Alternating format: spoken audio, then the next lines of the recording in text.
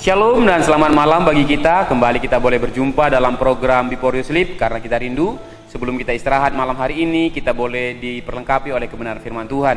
Mari kita buka Alkitab kita dalam kitab Matius pasal yang kelima, ayat yang ketiga. Saya bacakan bagi kita, demikian firman Tuhan. Berbahagialah orang yang miskin di hadapan Allah, karena merekalah yang empunya kerajaan sorga. Kalau kita lihat Bapak Ibu dalam kitab Matius pasal yang kelima, ini adalah berbicara tentang khotbah Yesus di bukit.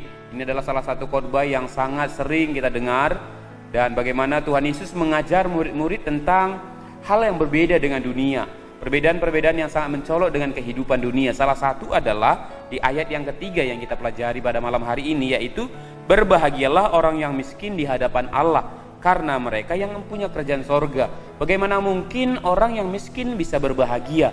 Nah, kata miskin di dalam Matius pasal yang kelima ayat 3 ini tidak menyangkut tentang yang namanya secara jasmani, tapi menyangkut kepada hal-hal yang rohani. Kalau miskin dalam ayat ini mengajarkan adalah orang yang tidak memiliki apa-apa, orang yang hanya bersandar kepada pemberian daripada orang lain.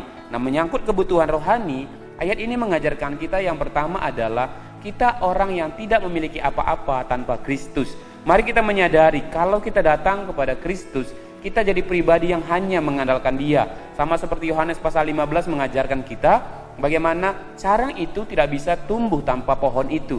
Jadi harus terus melekat kepada pohon anggur yang benar. Nah, mari kita belajar menjadi anak-anak Tuhan yang terus ingin melekat kepada pribadi Kristus, sehingga kita menjadi orang-orang yang dikatakan yang miskin di hadapan Allah.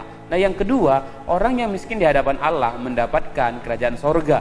Kerajaan sorga bukan berbicara soal makanan dan minuman, tapi berbicara damai sejahteranya Tuhan. Mari dalam kehidupan kita, apapun yang kita alami, apapun yang sedang terjadi dalam kehidupan kita, selagi kita orang yang terus mengandalkan Tuhan, pribadi yang terus melekat dengan Kristus, percayalah hidup kita akan menjadi pribadi yang terus memiliki kerajaan sorga. Kita akan mengalami damai yang daripada Tuhan. Dan biar kiranya malam ini kita boleh istirahat dengan damai yang daripada Tuhan. Tuhan Yesus memberkati. Shalom.